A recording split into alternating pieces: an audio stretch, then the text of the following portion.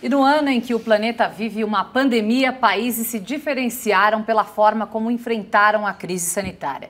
Enquanto nações desenvolvidas, como a Alemanha e a Nova Zelândia, se destacaram pelo combate eficaz à doença, o Brasil chamou a atenção pela falta de habilidade em lidar com a propagação do novo coronavírus. Diante do negacionismo do governo federal, estados e municípios adotaram as próprias estratégias. E em um período de 9 meses, o país contabilizou centenas de milhares de mortes. –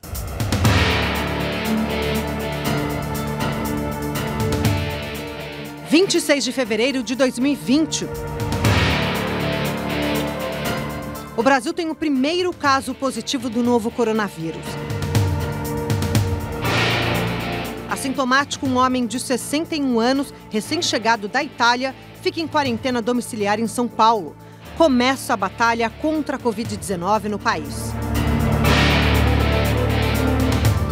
Em apenas 48 horas, pesquisadoras brasileiras sequenciam o DNA do coronavírus. Mas a doença também age rápido e nos primeiros 15 dias de março já temos 200 casos. A Organização Mundial da Saúde admite que a ameaça real da crise se tornar uma pandemia. O mundo já registra 113 mil casos. Apesar da velocidade do vírus, em viagem oficial aos Estados Unidos, o presidente Jair Bolsonaro dispara. Está sendo superdimensionado o poder destruidor desse vírus. E o Brasil começa a assistir a uma sequência de declarações negacionistas. Crise, uma pequena crise, né? O mundo não entender, muito mais fantasia, a questão do coronavírus. Na volta da viagem aos Estados Unidos, integrantes do governo testam positivo para a Covid-19. Bolsonaro faz 2 testes que, segundo ele, têm resultado negativo. Eu estou bem, pô. Talvez eu tenha sido infectado lá atrás, nem fiquei sabendo.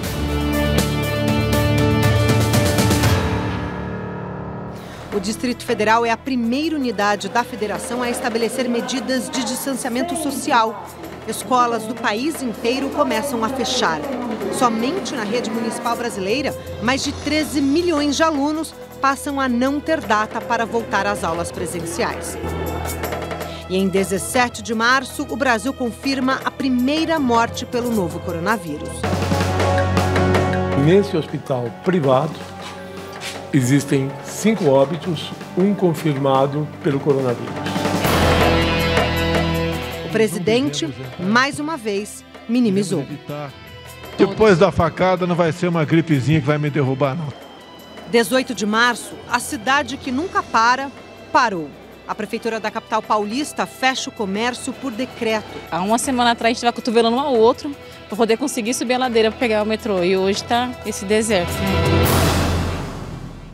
Com quase 1.000 casos confirmados, o Ministério da Saúde reconhece o estado de calamidade pública. Pela primeira vez no país, o Senado faz uma sessão remota. Uma semana depois, o Brasil tem quase 3.500 registros da doença. Cidades começam a construir hospitais de campanha. E o então ministro da Saúde, Luiz Henrique Mandetta, fala em colapso no sistema. O que é um colapso? O colapso é quando você pode ter o dinheiro, você pode ter o plano de saúde, você pode ter a ordem judicial, mas simplesmente não há o sistema para você entrar. As divergências entre os discursos da área técnica e do presidente se tornam públicas. Devemos, sim, voltar à normalidade. Empresas adotam home office. O país tem quase 5.000 casos e mais de 150 mortes. E Bolsonaro declara: alguns vão morrer. Vão morrer. Ué, lamento.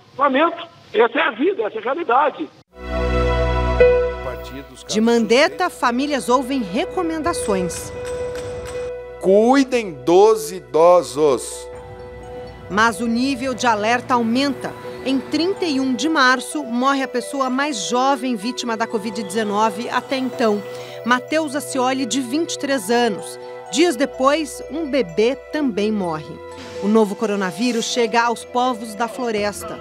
Uma índia testa positivo e as aldeias entram em isolamento. Em meados de abril, as vítimas fatais passam de 1.000 e o país se prepara para enfrentar uma tragédia. O isolamento é incentivado apenas por prefeitos e governadores.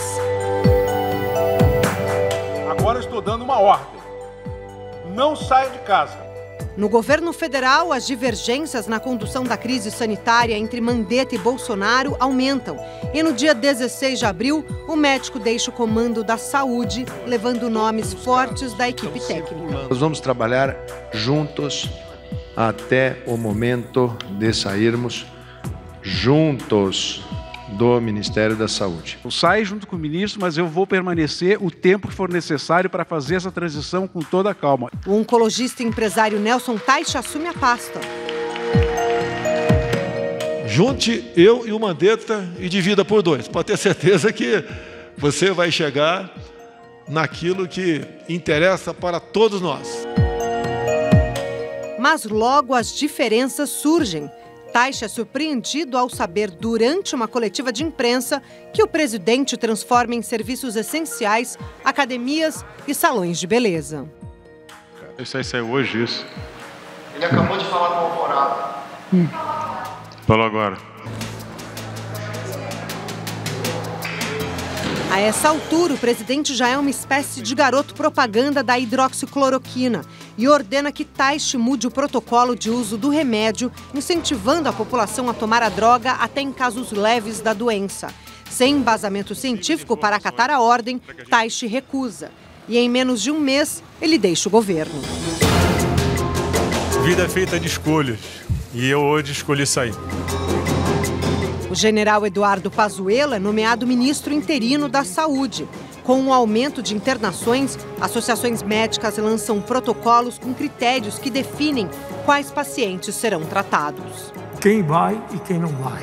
Se vai para uma UTI ou não vai. Quem tem direito ao aparelho, quem não. O sistema de saúde de alguns estados fica à beira do colapso. Cemitérios abrem valas para receber os corpos. Pesquisadores do mundo todo trabalham para desenvolver uma vacina. A produção de 4 imunizantes se destaca. Um deles é a Coronavac, produzida pela Sinovac. O laboratório chinês faz parceria com o Instituto Butantan de São Paulo e realiza testes no Brasil. Apesar dos esforços de milhares de médicos, no início de junho, o país atinge 30 mil mortes. E, mais uma vez, o presidente faz uma declaração. Lamenta todos os mortos, mas é o destino de todo mundo.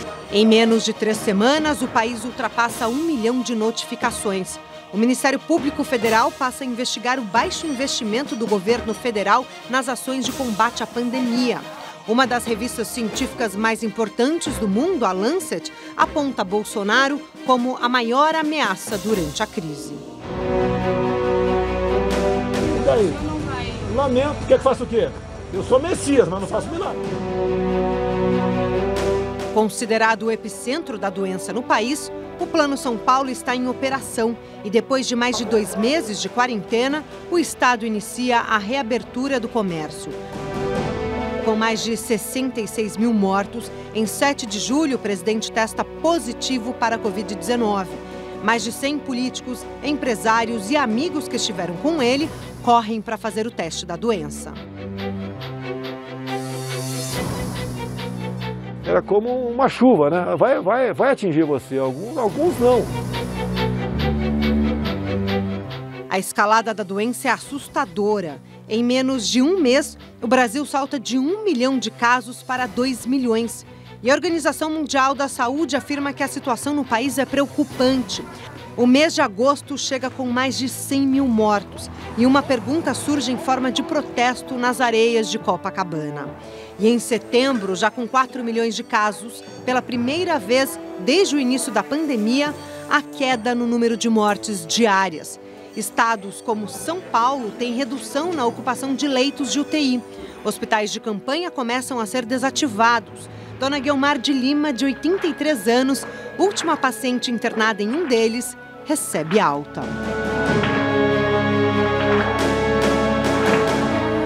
Outubro chega e apresenta tendência de redução nos casos novos diários. São Paulo passa a liberar parte das atividades presenciais nas escolas. A capital e outras 5 regiões do estado evoluem para a fase verde do plano que orienta a flexibilização da quarentena. Mas em poucas semanas, A curva de transmissão volta a subir. No dia 20 de novembro, o país ultrapassa a marca dos 168 mil mortes pela Covid-19 e se torna a terceira nação a ultrapassar 6 milhões de casos, atrás apenas de Estados Unidos e Índia. Neste momento, a taxa de transmissão é a maior desde maio, 1,3, quando 100 pessoas infectadas transmitem o vírus para outras 130. Alguns estados voltam a anunciar medidas de isolamento. Um deles é São Paulo, que dá um passo atrás, aumentando as restrições à população.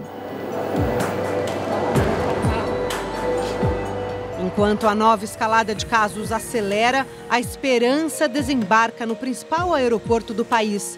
Lotes de insumos para a produção da Coronavac chegam a São Paulo. O Instituto Butantan prevê produzir 46 milhões de doses. O governo federal avalia quais imunizantes incluir no Programa Nacional de Imunização. Apesar de apresentar bons resultados nos testes, Bolsonaro resiste em citar a Coronavac. Mas São Paulo promete garantir a imunização.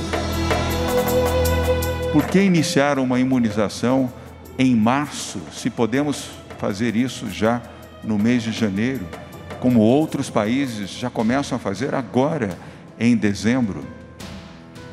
Vamos perder mais 60 mil vidas. Depois da pressão de estados, o Ministério da Saúde sinaliza que a vacinação contará com imunizantes de diferentes empresas, incluindo o do Instituto Butantan. Enquanto aguarda o início da campanha, o país ultrapassa 183 mil óbitos. Um ano de perdas, resiliência, coragem, medo, isolamento. 2020 mudou nossas rotinas, nossas vidas para sempre. Ainda temos mais perguntas do que respostas para esta crise. Mas diante do alerta constante de cientistas sobre o risco de novas epidemias, uma questão se tornou crucial. Quais lições esta pandemia vai deixar para o Brasil e para o mundo?